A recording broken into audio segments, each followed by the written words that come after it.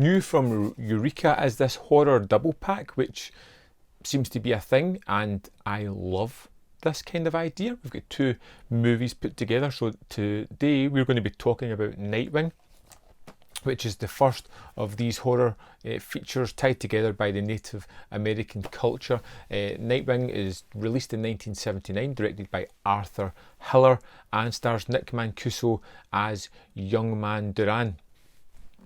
And he is pretty much the chief roadie of this Jaws rip-off. You know, around about the late 70s, you had all these kind of creatures attacking various type of things, and they were all genuinely just rip-offs of Jaws, which isn't a bad thing. And this one is probably one of the better ones done. We get the idea that there is this vampire bat colony that has moved in to some of the sacred land within this Native American community.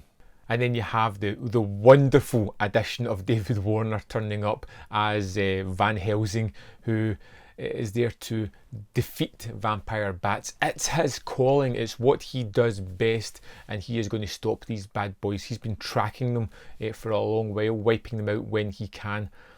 And basically at the start we have the idea that we've got these different Native American tribes there who have their own land. They're kind of butting heads a little bit. Some of them don't agree with the gentrification that's happening in other parts.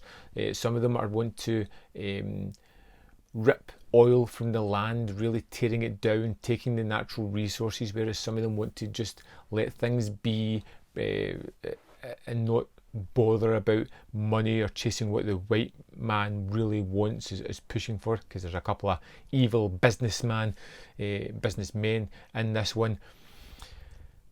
But it's a kind of like well constructed, entertaining movie that never really exceeds. It just does what it has to do. It's entertaining, it's fun, it has some good moments. It's pretty PG about its violence, so when the vampire bats attack, pretty much people just have scratches on their body before they die off.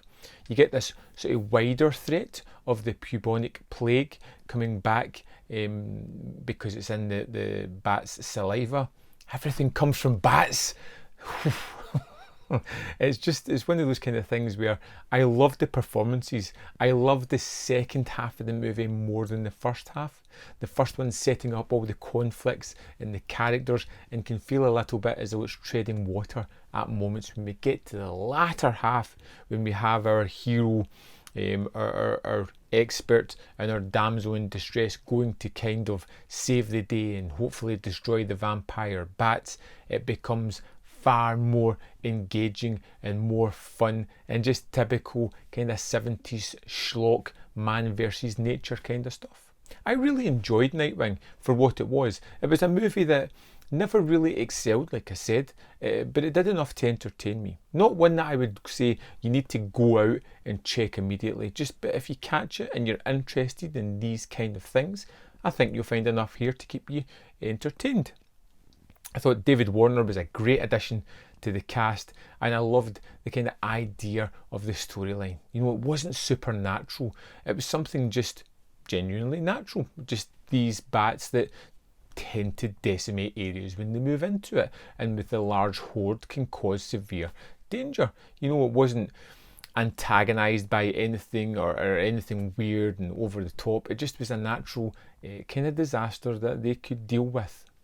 I like that. I like when doesn't go full crazy horror, it's just natural horror.